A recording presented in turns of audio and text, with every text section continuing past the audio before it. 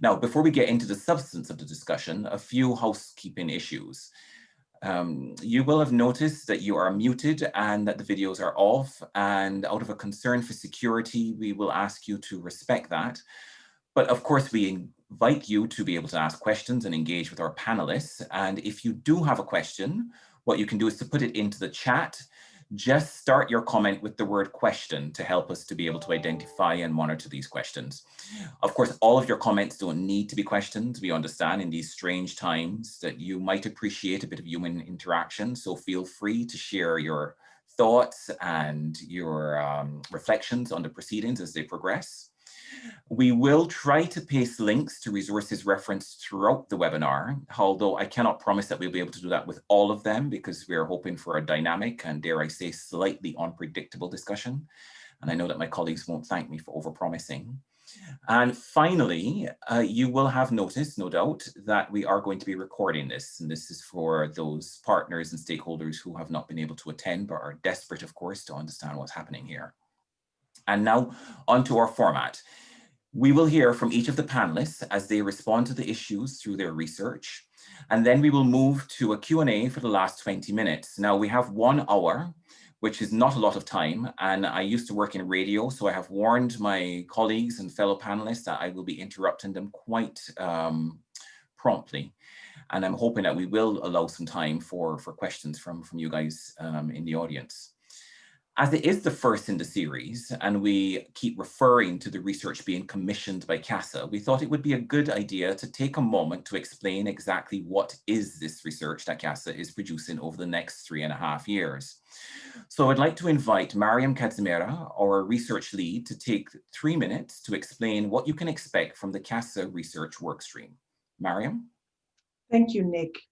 So just a brief on CASA's research workstream. The aim basically is to address the evidence gaps that have been identified, mainly by investors and investor support stakeholders. And the purpose of the research is to be able to generate evidence that can incentivize investors to increase investments in SMEs that actually source from smallholder farmers. The research agenda for CASA so far has been generated on an annual basis, and it's based on a combination of different things, including the program's theory of change, but also emerging findings and recommendations that are coming out from CASA's research, as well as things that are happening and changes that are taking place in the global agribusiness and investment space. So all these things feed into CASA's research agenda. In the first year of CASA, the workstream has commissioned 7 evidence reports and about 3 policy briefs, and all of these at different stages of publication. We have had some interesting results so far. For example, one of the evidence reports that has been published, 2 of the evidence reports that have been published and actually launched in September during the AGRF virtual deal room. One of them is the effectiveness of agribusiness incubation in emerging markets. And basically this study analyzed how incubators working with agri-SMEs can be successful or have been successful over the last 10 years. And the key finding of that research was that they are very effective tools that work to increase investment in the agribusiness sector. The only issue is that they cannot actually survive without subsidies from government and private sector. So the core is to say that government and private sector should continue investing in them, but then call for better monitoring and evaluation of those programs. Another interesting research that also came, that we published in the first year, was looking at ICTs for improving investment readiness of SMEs. Basically what this study looked at was to analyze factors for successful deployment of mobile technologies. And basically the finding was that there's quite a wide range of agricultural value-added services, but these have been mainly conceived with smallholder farmers in mind, and very few directly address the needs of agribusinesses. So basically the study recommends, there are a few that have been developed with agribusinesses in mind. So the study basically recommends that investors should consider actually investing in agribusinesses that are linked to agriculture value-added services. And this is for really 3 main reasons. First of all, they reduce the risks of the investment because you're able to track the agribusiness and you're able to know their profile, everything is digitalized, but also they increase the return on investment while ensuring social economic impact, which accrues to the farmers themselves. So these research pieces, I've said, were launched in September along with others when CASA organized its first investor summit during the AGRF, where a lot of CASA research was actually featured.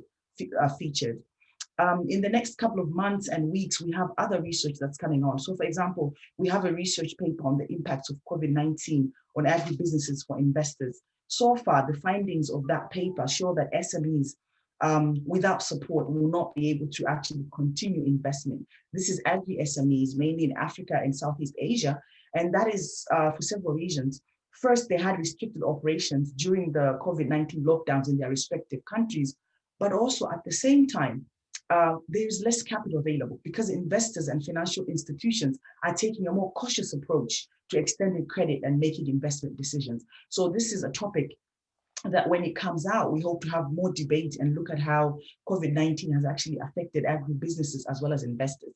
Earlier in the year, CASA did convene an e-convening series that featured analysis of different impacts of the pandemic and the implications for agribusiness and SMEs. You can actually find those resources on our website. There's the video as well as the key takeaways that came from those series.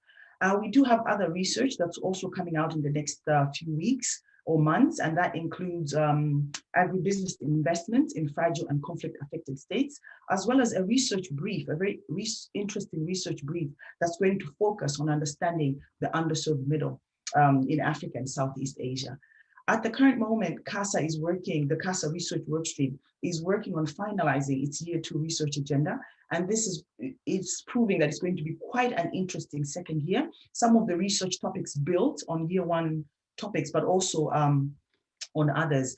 And in the second year, we are looking at opportunities for co-commissioning with various knowledge partners that we have been in touch with.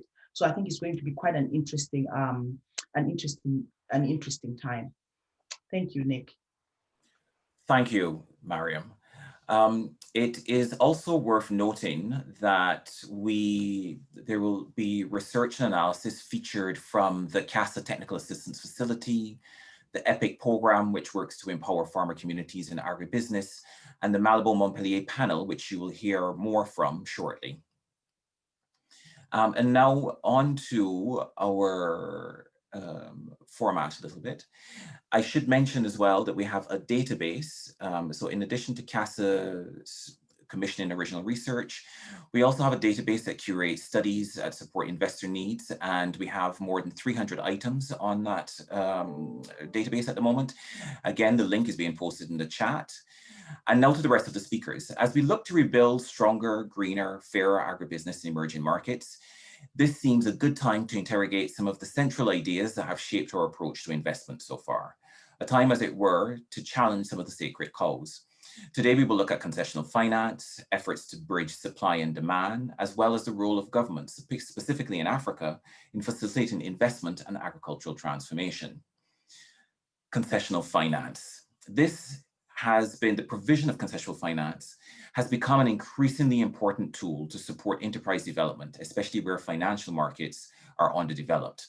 CASA recently launched a report looking at the evidence for the development impact of such financing. I'm delighted that Mike Shaw, the lead author of the report, is with us today. Since 2009, Mike has led Wellspring in carrying out more than 65 projects with a range of clients in the agricultural sector. He's a bit like Quincy Jones that way. He's the Quincy Jones of agri-finance in that you'd be hard-pressed to find someone who's not worked with him before.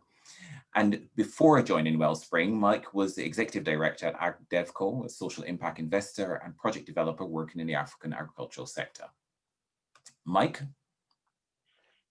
Great. Hi, thanks everyone. I'll crack on because I know we're tight on time. Before I start, I really wanted to mention and credit the co-authors of this paper. So that's Michael Obenubi, who's our finance and economics director, Jeff Tyler, who many of you will know or have heard of, who's a senior advisor to us and got a long history with CDC and Agdevco and many others working in agricultural finance, and Matt Haig, who's a very experienced M&E professional in this sector. So thanks very much to those guys. The background in short then is that after more than a decade of investment and innovation in the concessional finance space, particularly in sub-Saharan Africa and South Asia, there's an increasing interest in understanding whether these interventions are providing development impact expected for the different types of farmer and the food market systems that we're targeting. So the lessons that would or could or should come from some high quality evidence and research would allow good practices to be replicated in the future and implementation modalities to be improved to maximize development impact and financial performance. So the scope of this review, we're just briefly presenting now, was to use a combination of key informant interviews and targeted literature searches of publicly available info to answer the following questions. So what's the evidence supporting the development impact of concessional finance to agribusiness? So that's from DFIs like CDC, from impact investors in agriculture like AgDevCo, challenge funds, AECF might be the best known one under FCDO, and a range of blended finance vehicles as well. Where are the major evidence gaps that still exist, and which financing tools or institutions are most effective for different types of farm or food systems? So it's been quite interesting. So, reactions from kind of internal reviews as we did this work, and the online space since the report was recently published online by CASA have been quite interesting, and already stimulating some quite lively debates, as you'd suggested, Nick.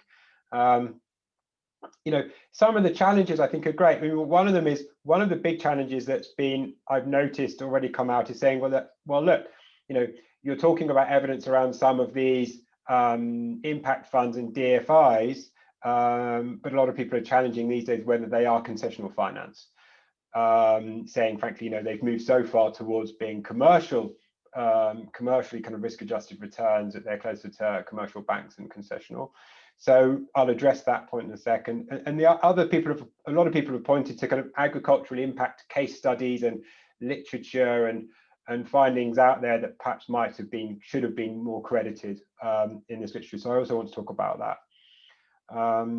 So on the definitions of concessional finance, the OECD definition, and in the long paper, which I'm sure you'll all read, we look at the different definitions. The OECD definition of concessional finance does make this point that it has to be substantially more generous than concessional finance.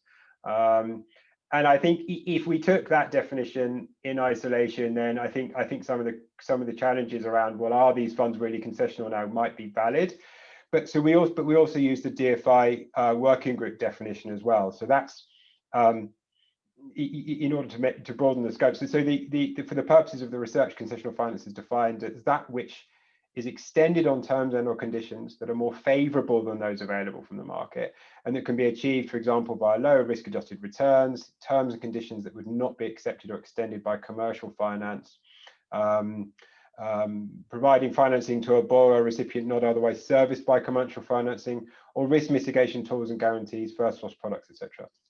So we have got quite a broad catch-all as defined by the DFIs. Given the similarity in the research topic, we adopted to a recent 2019 ODI study that looked at the development impact of development finance institutions.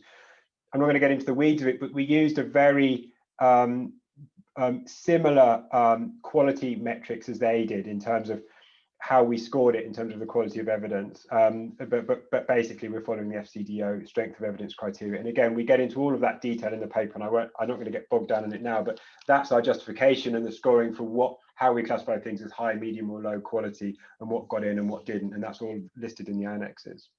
So we reviewed information databases and websites of industry bodies, investors, and identified initially 83 academic papers, investor reports, and other published documents that met a series of these kind of high-level search definitions.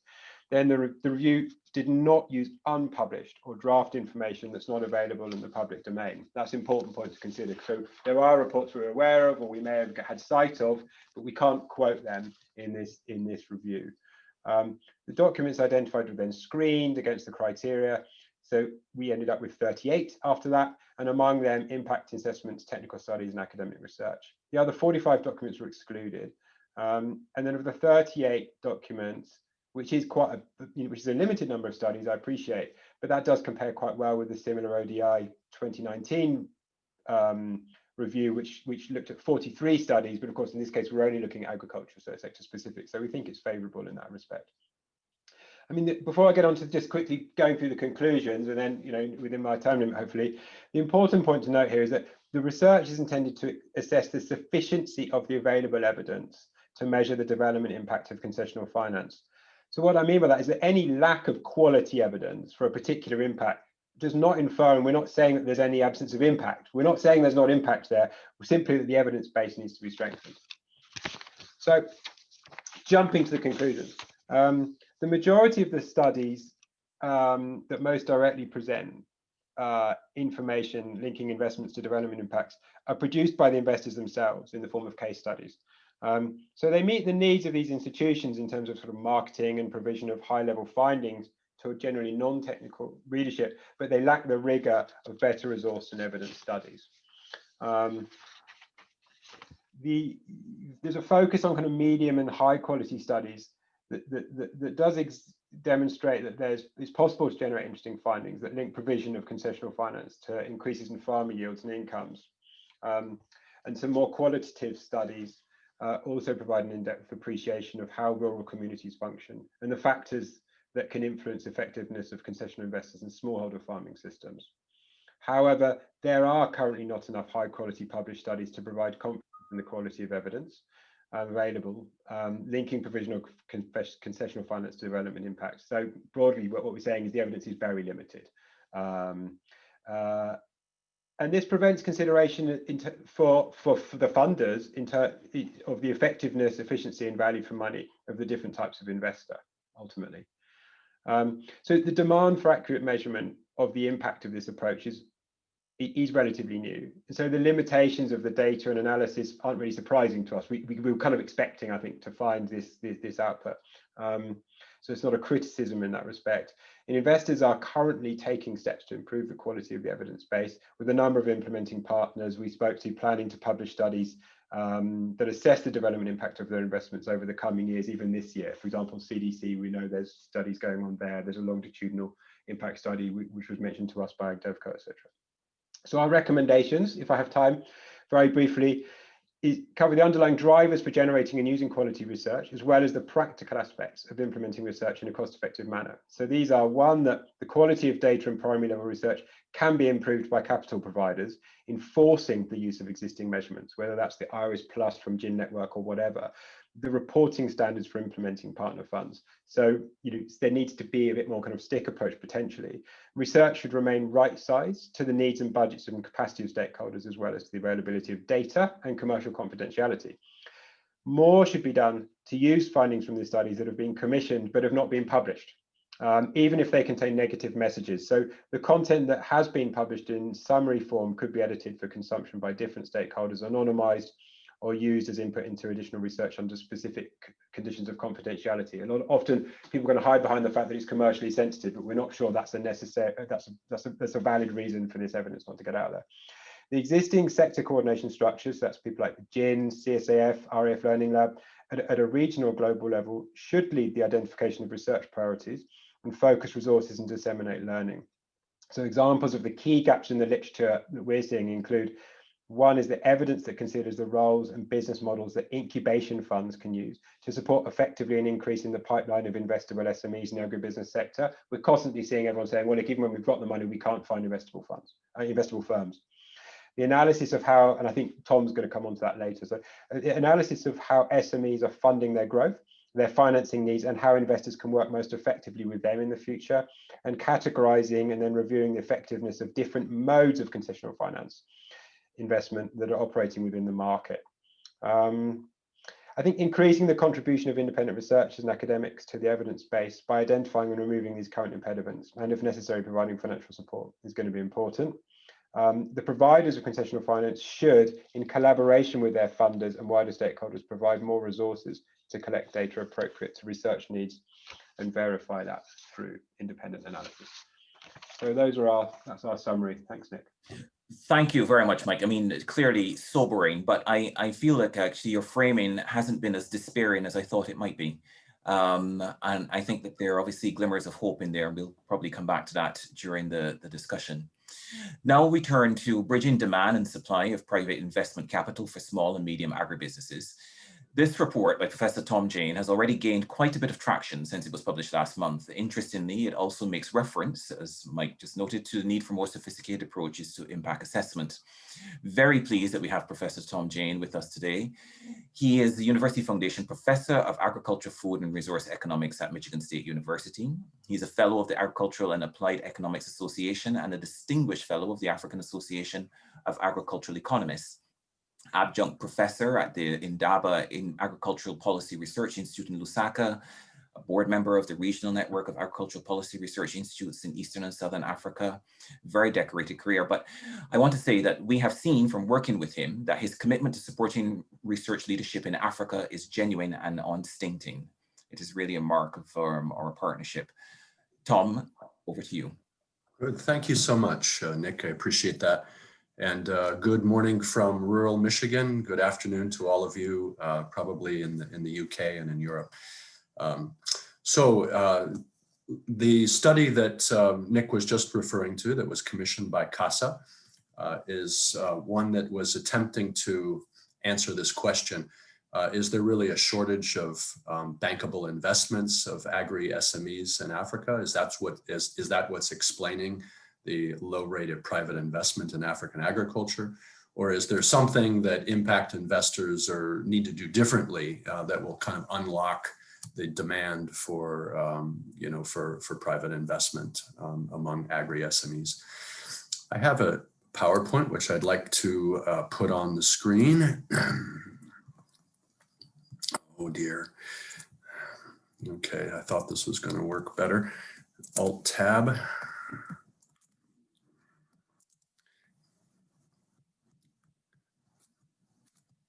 Okay. All right, ladies and gentlemen, can you see this?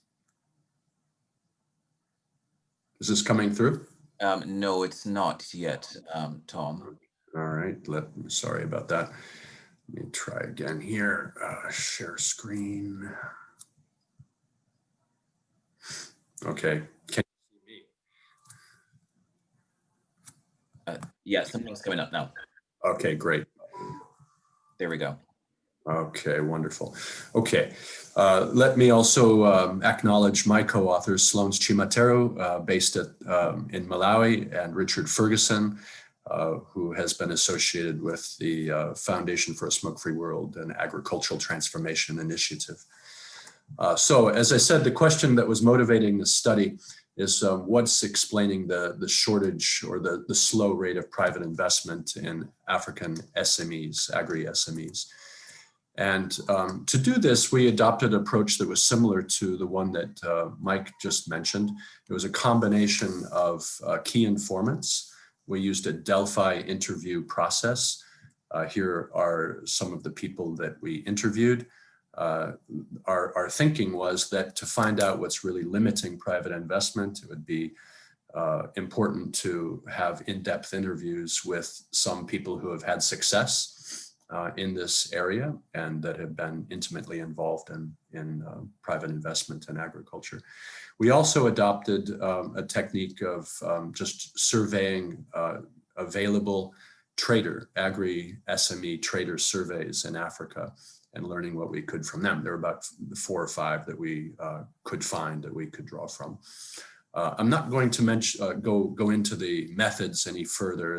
That can be seen in the report itself. Just in the limited time I have, I want to go through the findings, and I think there are maybe 6 that I'll highlight here. The first one is that many of the interviewees that we spoke to, not all of them, but most of them talked about the lack of a comprehensive and detailed vision at the Pan-African level or even at the national level. All these countries have national agricultural investment plans, and at the Pan-African level, there are a number of initiatives for galvanizing support for agricultural development. But many of the Delphi interviewees regarded these as rather aspirational, rather than concrete with things like implementation plans, resource commitments that are made upfront, timeframes for implementation, who's accountable for achieving each of the particular parts of the plan, and frequent monitoring and evaluation. This was a serious issue that I would say the majority of people did speak about. The second, and what is this doing? So investor confidence is of course related to the kind of perception about the commitment of African governments to really follow through on the agricultural investment plans. Insight number two is that there are many agri-SMEs. There's been an 800% growth in the number of agri-SMEs operating in the region since 2000. So massive growth in agricultural value chains. But interestingly enough, limited demand by most of them to take on third-party debt or equity ownership. And I think that this characterization of agri-SMEs that others have kind of initiated is interesting. So I'd like to share that with you. There's three groups: elephants, gazelles, and survival entrepreneurs. The elephants are the ones who have been around for a long time. They're established companies. They're usually big and eligible for private investment, but they've been around for a long time and their growth potential may not be high. Then you have the gazelles, who are the entrepreneurial, productive, dynamic, usually maybe middle-sized SME firms. They have the potential to scale, but there aren't that many of them. They might constitute maybe 5% of all of the agri-SMEs. And the vast majority of firms that are in the agri-food system are what has been called survivor entrepreneurs. These are ones who have, they might be micro enterprises, self-employed, maybe one other employee, and they just don't have much potential for scaling up or to take, investments. So the third insight is there's no shortage of investable funds for African agribusiness. In the report, we go through basically looking at all of the global assets under management, which back in 2017 was about $12 trillion, 12 trillion globally. About 2% of that was invested globally in food and agriculture and forestry. And of that, only 87 billion was of global assets under management was in food and agriculture. And then of that, only 4% was going to Africa. So by the time you kind of winnow this down, it's 1/3 of 1% of all of the 12 trillion invested in alternative real assets globally is making its way into African agriculture. So just to do a little back of the envelope exercise, if 1% of that 12 trillion was reallocated, if private firms found a way to shift even 1% of that 12 trillion into African agriculture, the result would be a 12-fold increase in private investment in food and agricultural assets under management in Africa, which would be a huge injection of funds, and whether that could be absorbed or not right now is up for discussion. So the slow rate, this is one of our main conclusions, the slow rate of private investment in agri-SMEs reflects an inability to find bankable investments. For institutional investors to provide more capital, there needs to be a reduction in systemic risk and transaction costs. This came out almost unanimously among all of the 9 Delphi interviewees. The source, agriculture is a source of major risk. There are very few ways to reduce that risk right now, but there are mechanisms that can be put in place and are gradually being put in place. And then there's the high cost of production on smallholder farms. So this points to the need for significant productivity growth in not just on the farm, but in the whole system, but especially on the farm. Costs of production are still quite high. This reflects a chronic underinvestment in agricultural crop science and R&D, adaptive R&D research, and in the policy environment as well.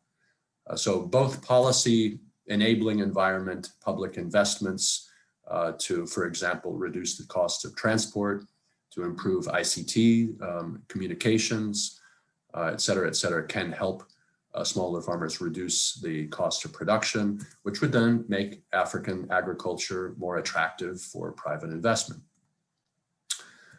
Insight number 5 is that the fragmented nature of most agri-food systems in Africa means that the deal size remains quite small. And this constrains the number of mainstream intermediaries in the impact investment sector. Some of the Delphi interviewees indicated that they're chasing after the same, 8 to 10 viable agribusiness firms that could have a minimum deal size suitable for impact investors. So what is the minimum deal size? Most impact investors are looking at a minimum deal size of $500,000 or more, or 1 million or more. That's they very few go below that. And so that automatically excludes about 95% or more of all of the agri-SMEs in agriculture. So firms that are able to find ways to deal with and relate to smaller businesses are the ones that are going to, I think, develop inroads.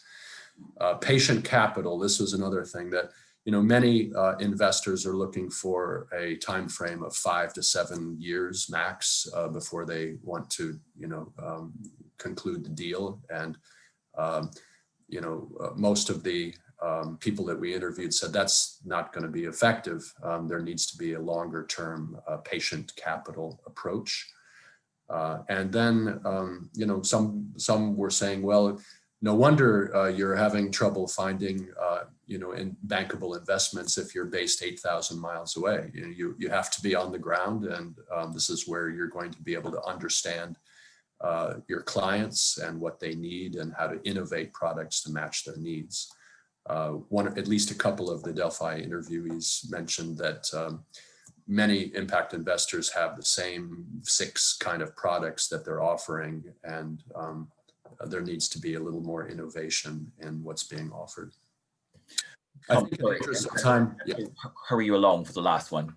Okay, yeah, I'll skip that last one and just get to the recommendations. For African governments and Pan-African organizations, I think that, harking back to my first point, there needs to be a greater effort to convince private investors that the national and continental investment plans for agriculture are not just aspirational documents, but they really have concrete elements to them with the kind of things that are specified here. And then the second point is to improve the enabling environment, not just the policy environment, even though that's very important, but also sort of the public investments that will help reduce costs in the whole food system. And then proposals for impact investors, this is my last slide, Chair, is to figure out how to work with smaller firms with deal sizes and much lower levels, cooperative models for achieving scale economies, partnerships with subnational banks that are closer to the end clients in the rural areas, take a long-term, more patient capital approach, learn more about the widely differing circumstances and the varying circumstances of African SMEs, and develop more innovative products.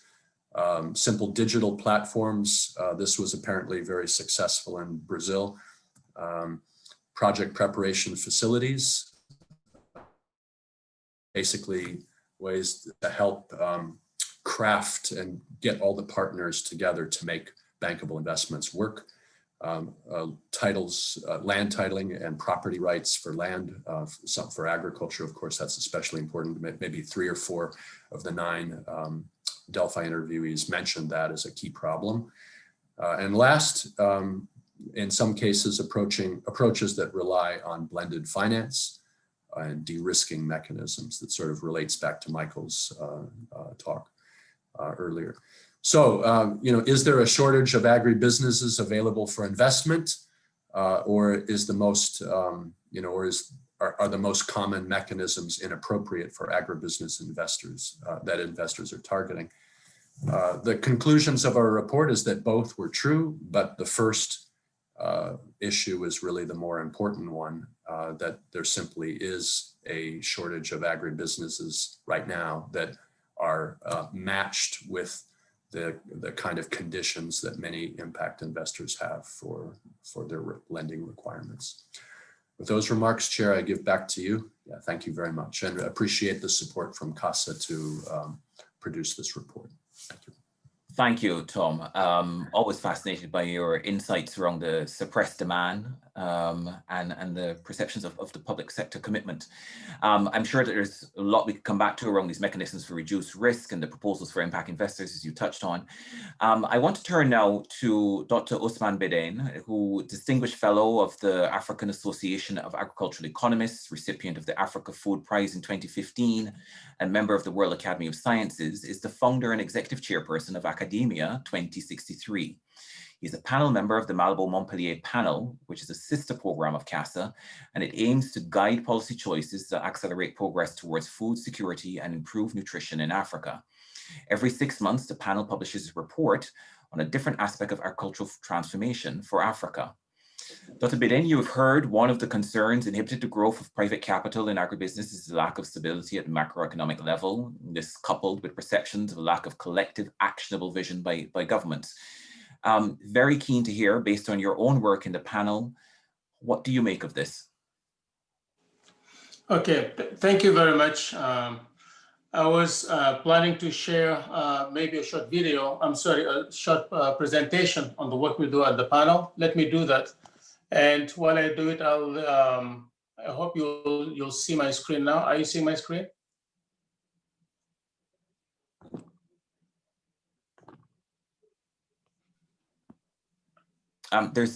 No, we don't see anything yet.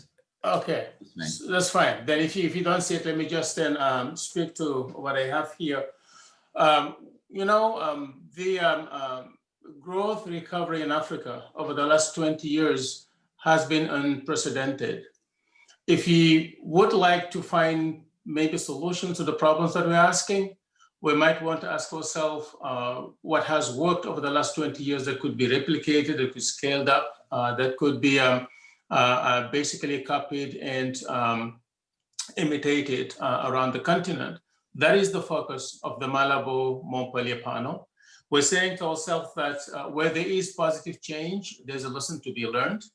We all know that the last 20 years, in terms of the sustained growth process, if you have read recently, COVID has produced the first negative growth rate in Africa over more than 2 decades, very different from the decades we had earlier. So the growth is sustained, it is broad, it's nowhere close to where we need to be, but at least it should have a lot of lessons for us. One of the lessons, and you were talking about the policy environment, is how did we get to where we are today? We didn't get here by chance. A lot of things happened around agriculture that made that possible. We remember times when it was illegal, punished criminally in Kenya for carrying a bag of maize across district lines.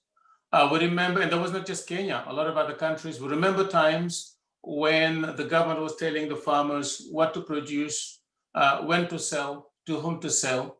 We remember times when private sectors were completely excluded. All the things have changed. Space has been created for the private sector. A space has been created for smallholder farmers to make a little bit more money. And that has, along other macroeconomic measures, making sure that our exchange rates are not causing a huge burden on exporters and importers, making sure that we don't have rampant inflation, we control fiscal outlays, that we invest in infrastructure and services. So a lot of things went right, not everywhere, but broad enough to produce the kind of resurgence that we had across Africa. So what we're doing around the Malabo-Montpellier panel, which is being supported by you, as you said, and we're happy to see that, is to go across Africa to pick sector by sector and find a way of ranking the African countries and take the top 6% or 7 and say, what did they do right that is replicable? And when we mean right, here we're talking about action by government, because that's what governments can emulate and can imitate in order to make progress happen. So we've looked at mechanizations, we looked at irrigation, we looked at energy, we looked at we looked at energy, we looked at nutrition, we looked at livestock, and we're now looking at trade. In all those areas, we're ranking the top performing African countries. Look at what they're doing. In addition to the sector policy, the enabling environment also include investment in infrastructure. And that's what I would like to spend a little bit of time talking. At the beginning, we're talking about digitalization and ICT and how important it is. I think we are more familiar with what needs to be done in terms of sector governance and policy, getting prices right, eventually providing subsidies, removing taxes, the non-tariff barriers, all those things we know about. What is the biggest issue where we're really struggling to know exactly is that, let's say, what works in providing energy to SMEs and to the farming sector? What works in getting digitalization to work for the SMEs in the private sector? So I'm going to be reporting very briefly, I know time is running, out of 2 main studies, and there are 6 of them that I mentioned. One is in the area of digitalization, which we call Byte by Byte. If you go to Malabo-Montpellier panel, mamopanel.org, you will see those reports. Byte by Byte, policy innovation for transforming Africa's food system with digital technology. We looked at 6 countries that are leading the pack in Africa: Cote d'Ivoire, Ghana, Kenya, Morocco, Nigeria, and Senegal. Of course, I'm not going to be going through all those countries, but let me give you the examples of what's working in Ghana. And this is government actions again, in terms of policy innovations, policy reforms, and programmatic interventions. In Ghana, digitalization is working because of a strategic approach to it, an ICT for accelerated development strategy, which was adopted by the country, which is in its 5th phase. So there's a focus on it and to make it work. They have a decentralized e-government services platform that gets digitalization into the masses, first of all. They did something very interesting in Ghana.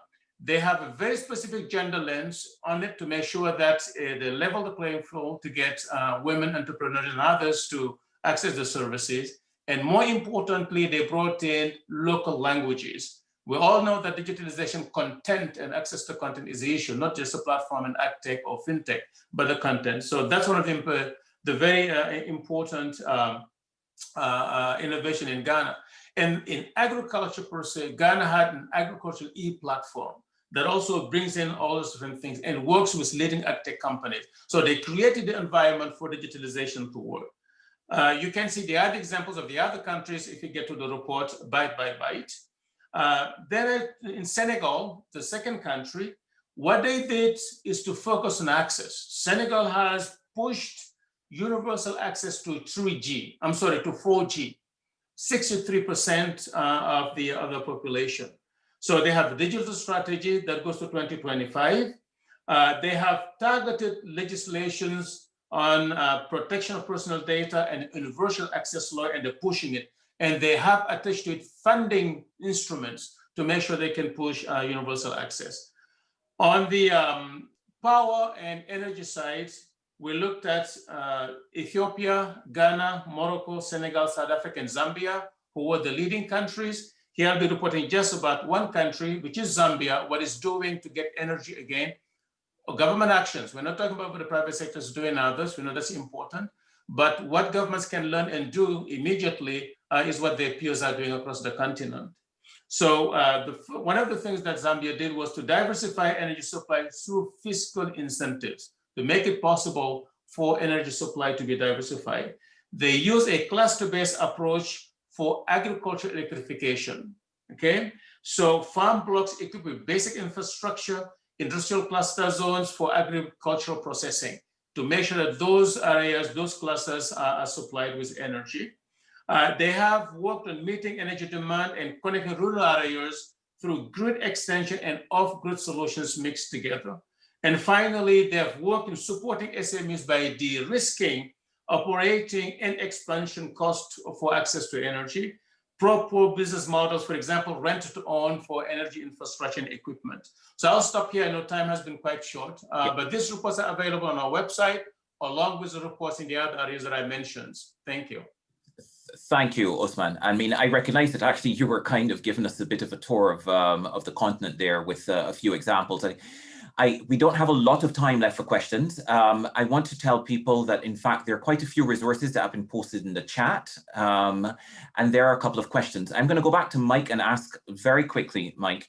You said that, in fact, you saw some examples of different DFIs, impact investors, attempting to respond to this gap in quality evidence. Perhaps you can share with us one or two examples that you're particularly optimistic about, quickly. You got me. None at the moment. I mean, I would want to see them. I'd want to see the quality of them. The problem is there's lots and lots of wonderful impact stuff put out there, but they're claims, but they're not evidenced very well. The problem is I think that's why this is an important placeholder. I think I see comments in the chat room saying, well, this is all fairly obvious. I think the point is that I think for those of us who operate and invest or operate in this sector is to say, kind of, yeah, we all know that. But I think it's important to put a placeholder there saying, you know, here's a kind of fairly rigorous study that says this is all very interesting, but those impact statements aren't good enough in isolation, or we deserve better, and the funders deserve better in terms of impact data in order to make critical decisions, especially given the increasing volume of finance which is going into innovative and concessional finance frameworks and programs and partnerships and funds in agriculture. So I'm excited about what's coming through, and I may be not up to date on the very latest things. So you know, the bulk of this work was done a few months ago. CDC said they've got some exciting projects and impact data coming through. We were told that AgDevCo is doing some kind of longitudinal study, but again, we haven't had access to that. So you know, I'm not jumping for joy at anything I'm seeing yet, but I'm really hoping that this will be a catalyst to start getting people demanding better. Okay, I mean, which is fair enough. Tom, there is a question here I see in the chat suggesting that some of the research has missed any reflection on the current scene in Africa, particularly with a view to specialist funds, dynamic agripreneurs, and that this is not reflected particularly with the Delphi interviews. And how do you think that actually there is stuff that's going on at a very localized level, which we are not monitoring closely enough or documenting? Thank you, Nick. So the results that we came up with are based on you know, interviews of people who are doing impact investing in Africa. The results that I shared with you are reflecting almost unanimously the views of the people who were involved. So it's not as if there are none. There are dynamic agripreneurs, but they just don't constitute at the moment a large proportion of the agri SMEs that are operating in Africa. So based on quite a bit of work that I'd be happy to share with the person who asked that question, like I said before, there has been massive growth in the number of agri SMEs, but the vast majority of them have are just not in a position to take debt equity on that's very almost impossible for 90% or more. And many of them don't want to take loans because of the risks that would involve for their business. So sometimes they'll say they do, but it turns out that they're really looking for grant financing rather than actual commercial. I have to say, this is a particularly compelling bit of the report, your reflections on suppressed demand. One other question, if you could respond just in about 15, 20 seconds. Any reflections on Usman's, his presentation, because he does actually provide quite a lot of examples of African governments trying to be responsive to the enabling environment in the pipeline. Any reflections on that? Yeah, okay, yeah, thanks. So I've been very impressed with the work that Usman's done as part of RESACS over the last 10 years. That's shown what a difference in performance you get when governments are really committed to adopting investment plans. And there have been, you know, a number of them that have distinguished themselves as having seriously adopted the CATA program, and they're performing much better. So I think Usman and his colleagues have really demonstrated that policy matters a great deal for promoting private investment in the food system. Okay, thanks. And Usman, you know, one of the things, of course, that comes to mind when you think about enabling environments, you think about the regulatory framework and so on. But of course, there are also the informal rules. And this is the kind of stuff that we find investors talk about a lot. The kind of, well, there's one thing that they might have actually when they speak in a public forum, but there's another reality in practice. What are your reflections on that? Again, I'm afraid I'm going to have to ask you to respond very quickly, but I know that it would be remiss of me not to put this to you.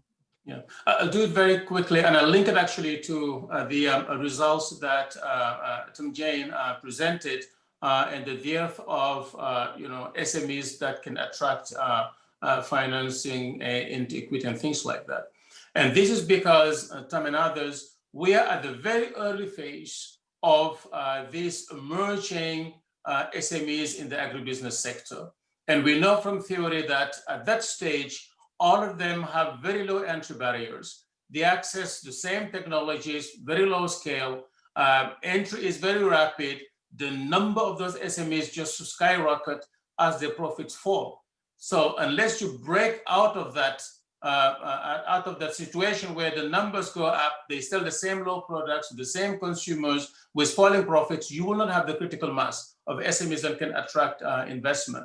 That's where governments have to come in through measures like access to technology for product and process innovations, access to financing, and access to markets to create the space for enterprise growth and maturation, so that slowly the better of them start maturating, growing, expanding, and creating the business mass that is needed for investment and equity investors to come in. We are not there yet, and that's where we need to focus on. I think this is a really interesting point that has application across all three bodies of research that we've been referring to during the webinar. I'm afraid we're going to have to wrap it up here. I want to start by thanking our panelists, particularly those who've been up early. Thank them for taking the time and sharing their expertise with us. Thank the participants who've come along today. I have to thank the team at CABI behind the scenes who've been pulling this together, and of course the FCDO for the funding to make all of this possible. I want to invite you to join us for our next CASA Breakthrough webinar, which will be on November the 25th, the last Wednesday of the month at 12 GMT, where we will have the second webinar in our focus on the stronger, greener, fairer recovery. And we'll be looking beyond the deal at lessons for technical assistance in particular. And it will feature analysis from the CASA Technical Assistance Facility and a report from our partner initiative at the Gates Foundation. Also, do sign up for the CASA newsletter for updates on research and events. Both links being posted in the chat now. Thank you all for your time and thank you for joining us today. Thank you for having us. Thank you. Thank you, Nick. Pleasure. Yeah. Okay. All the best. Thanks. Thanks, Mariam. Bye.